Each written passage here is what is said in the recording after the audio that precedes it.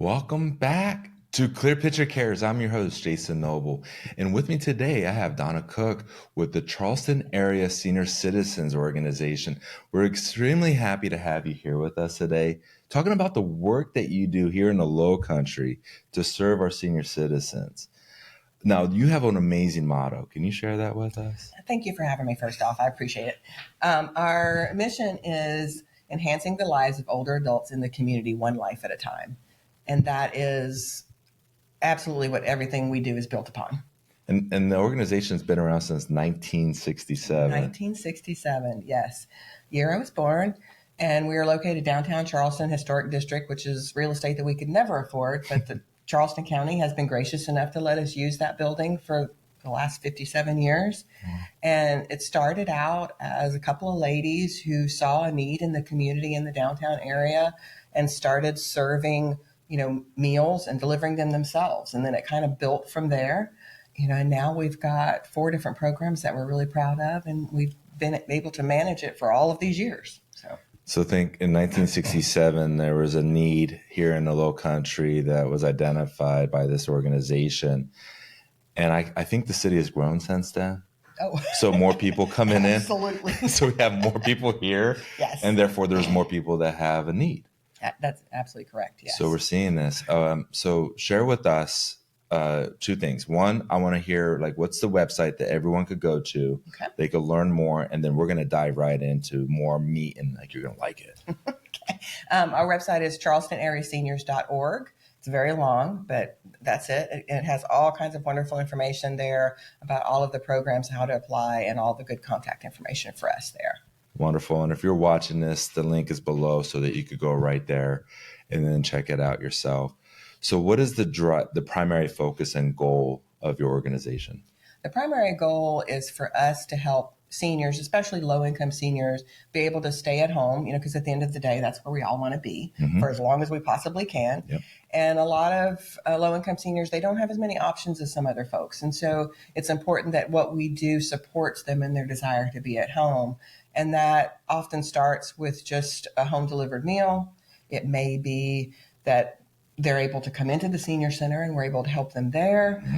We do have affordable housing that is adjacent to our building downtown. And so some of the clients, they need housing. And so we're able to give them housing. And then it works well with our emergency food program where any of our clients who need extra food, we're able to provide that for them. Okay, so from what I understand, you have Meals on Wheels. Correct. You have an emergency food program.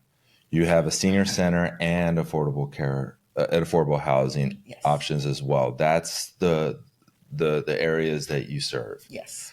So what are you seeing right now in our community with the higher costs of food?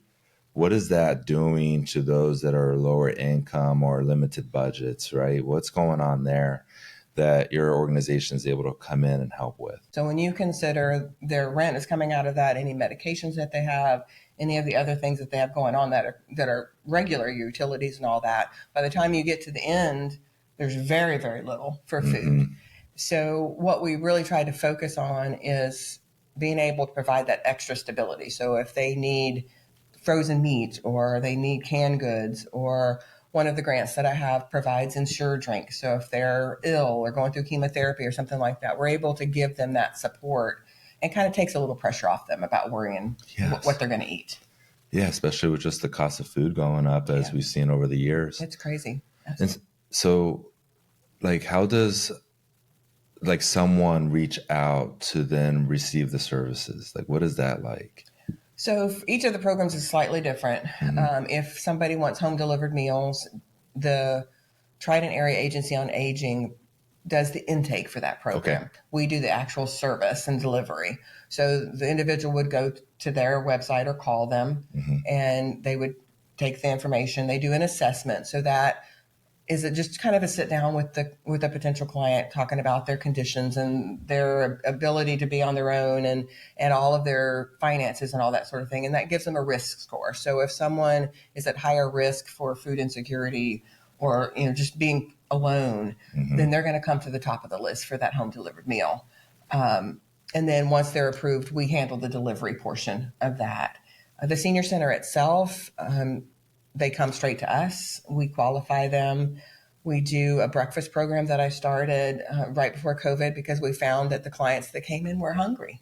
So I've been able to get it funded from grants for the last almost 5 years now, which I'm really thankful for. And the clients come in, we try to give them as healthy a breakfast as we can. And then they do different activities. We do exercise, and then we feed them lunch, and then we carry them home. So it works out really nicely. And then while they're there, if they need something else, we're able to help them with that. Because oftentimes seniors don't understand the process of how to get to what it is that they need. They may know that they need food stamps, but the process to get there is not easy. And we all know. But there's something that you were sharing with me before we turn on the camera, obviously, was what's going on in our community with the waiting list. It is such a sad situation. And when I first started in my position, I thought, let's feed, I come from an Italian family, feed all the people, let's feed them. And you get in there and you realize there's so many people and there's so much need. And right now the waiting list is over 250 people for Charleston County. So when you look at that number and you look at, well, it's going to cost $2,000 a year, say, to serve one client, and that's 249 days of lunch. And it covers all the food and the transportation and all the overhead that it takes for us to deliver that meal. And it's really not that much, but when you multiply it by 250, that's a lot of money. And I think right now in my heart, that's the biggest worry is that waiting list. Kind of a tough situation. You have a client call who's on that waiting list and says, do you know where I am? Do you know how long it's going to be? I don't have an answer for that. I really don't. And it could be 2 weeks or it could be 6 months, depending upon where they are on that list. And it's just sad. And I feel like seniors are my passion, but I don't know that it's not that way for everybody.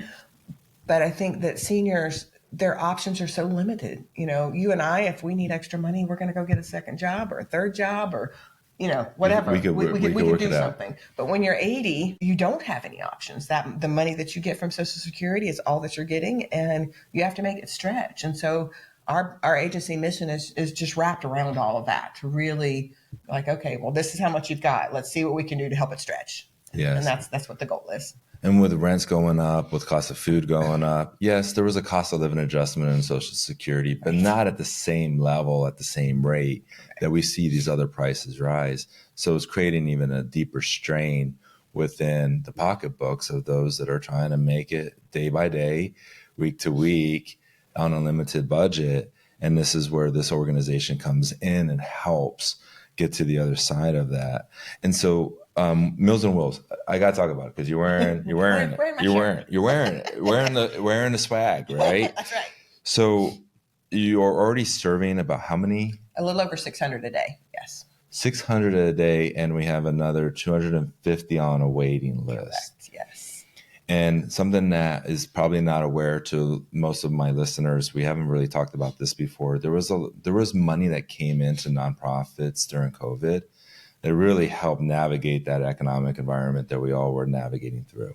And that was wonderful. But that initiative is starting to wane off.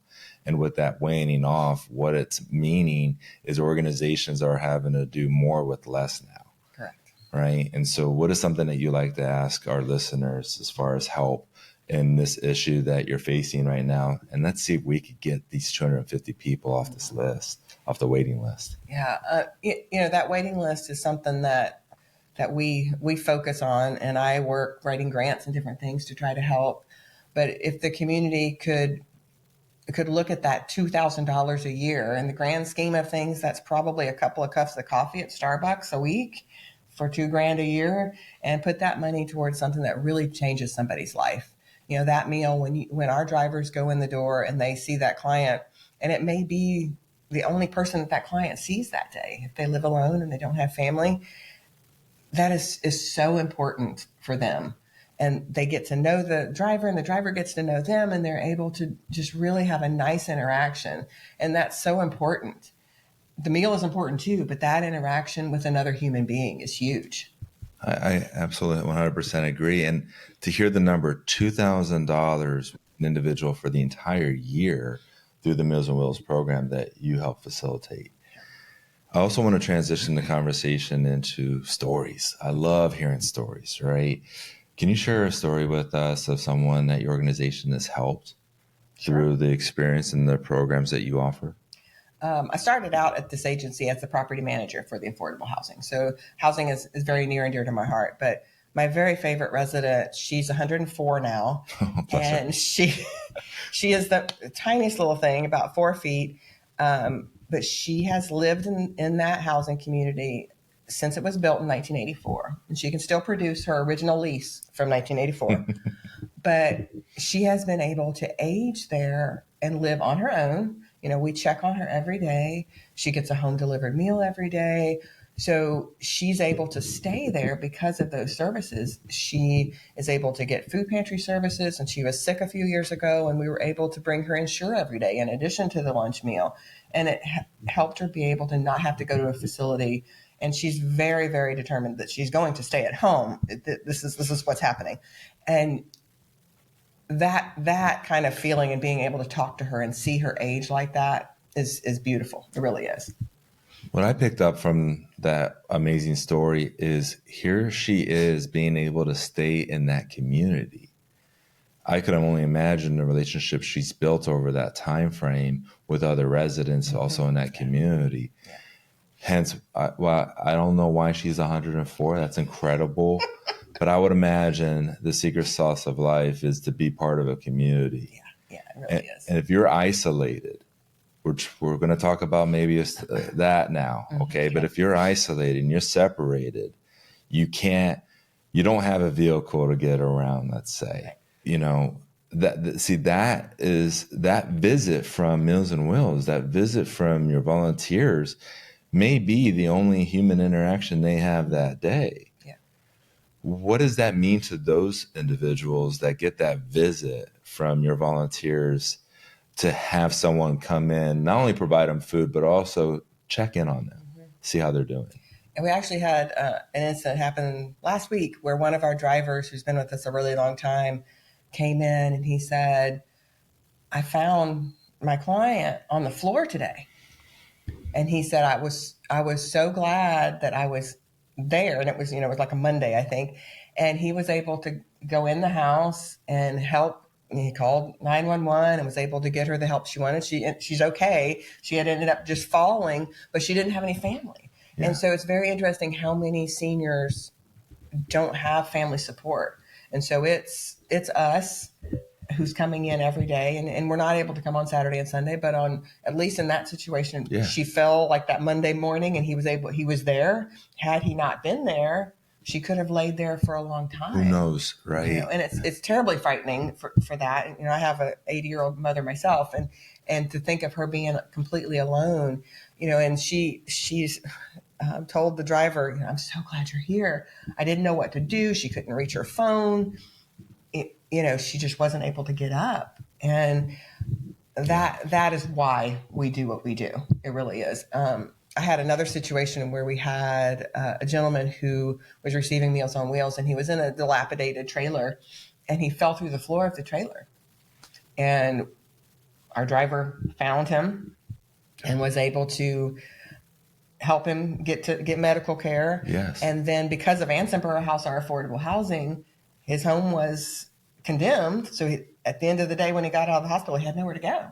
So we were able to take him from the hospital facility, move him into Ansonborough House, and he lived there 15 years until he passed away last year.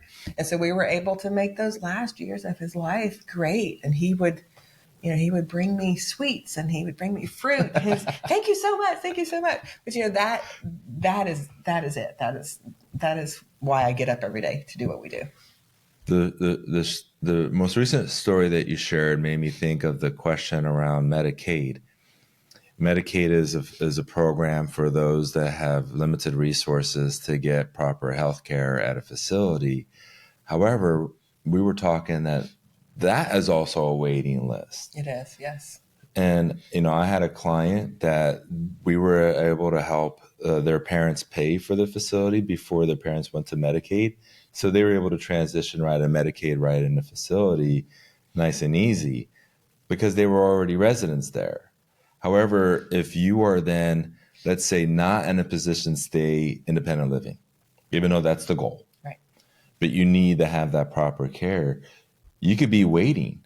Yes. So how does your organization help with those that are on that kind of waiting? It's a little more difficult because we don't have control of their situation, although we do try to work with them to help make sure that they can get the application process is lengthy and it can be very confusing for a senior. So sometimes just helping them through that process. But at Anson Borough House, we're able to kind of keep that client in the safe space of that apartment until we're able to get them a Medicaid bed. And they are few and far between. And we've had one situation where the fellow waited with us for 6 months before we were able to get a bed. And had he not been where he was, we had to check on him every day. We brought in home health for him, made sure he was fed. But it took that long because he had no resources. Imagine if in 1967 this organization wasn't created. What would that have been? What would that situation have been for that gentleman? Yeah. Where he doesn't have this resource. He doesn't have this organization to be in his corner. Who knows? Yeah. I don't want to think about that. I'm not trying to cry on camera. No tears. No tears on Clear Picture Cares. No. Okay. Let's talk about fun stuff. Are you guys okay if we switch it now to fun? What are some of the events that you have coming up that we should know about? So we've really ramped up our events in the last couple of years. I became executive director 5 years ago. So up to that point, we didn't have a whole lot of fundraising events, but I love a party. So I'm gonna see what I can do for a party. So we're working now on our 2025 events, and we're doing an oyster roast at Common House Ale Works at the end of January, and we're doing a senior prom, which is actually my favorite event ever. Our first one was 3 years ago. And basically what we found out from our clients who come into the center say they didn't get to go to their senior prom. They financial situations or whatever, they just didn't get to go. So they said, can we have one? And so I'm like, oh, absolutely. Let me plan a dance. So we hire a DJ, we get great food, everybody dresses up, and they come in and we just do the biggest dance party you ever saw. And it is so much fun. Staff gets involved. And the first year we had florists in the community that donated corsages for all of the clients who came. Great. And it was just beautiful. It really was. But that is my very favorite one. So we're doing that again in May. And then last year we partnered with Piccolo Spoleto to do what we call Keys for a Cause, which is a piano event. And it's a fun event. We bring in the Crocodile Rocks team from Myrtle Beach. I don't know if you've ever done a dueling piano bar. Everybody loves a dueling piano bar. That's right. I don't drink, but I enjoy a dueling piano bar. That's right. So we bring them in, and it was lots of fun. We do it right down at the senior center. And in partnership with Piccolo, we're able to get people from Piccolo who are in town, and then our neighbors who come in and join us for that event. And then this year we're also trying a pickleball tournament, which I am not a sporty girl. But it's growing in popularity. Everybody else seems to be. So we're going to try that in September of next year for a pickleball tournament. They need to keep me away from the pickleball, but that's you get to be there to cheer on. I can cheer on, but I don't need to mess with the balls. So where can people go to see this lineup of awesome events that you have coming up? So all of the events are up on our website now with sponsorship opportunities. And of course, sponsorship is huge for us, being able to pull off these events. They cost money.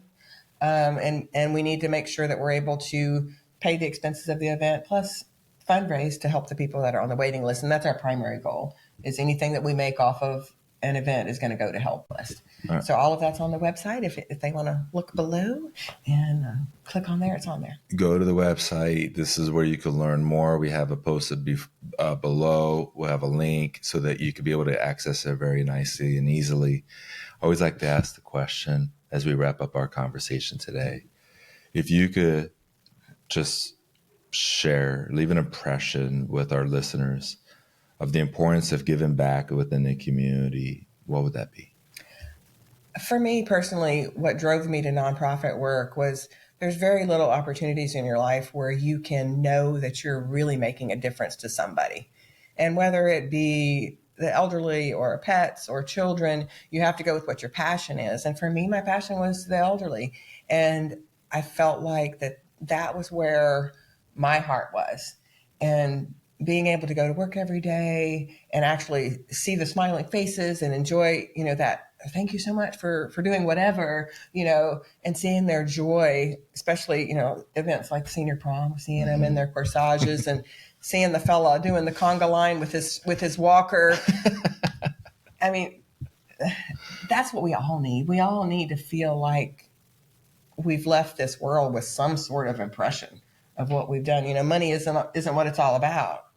And I think that's we've got to find what it is for us. For me, this is what it is. I love what she said to a financial advisor. Money is not. No, it's okay, because this is why it's beyond money, right? As a financial advisor, my responsibility is to inspire people to achieve their life's ambitions. And so when I think about what you just said, how I internalized it was, it's one thing to provide a financial donation, and it's needed, it's wanted, it's desired. Thank you so much for those that do that. But then go out and serve in that community within that nonprofit that you donated money to.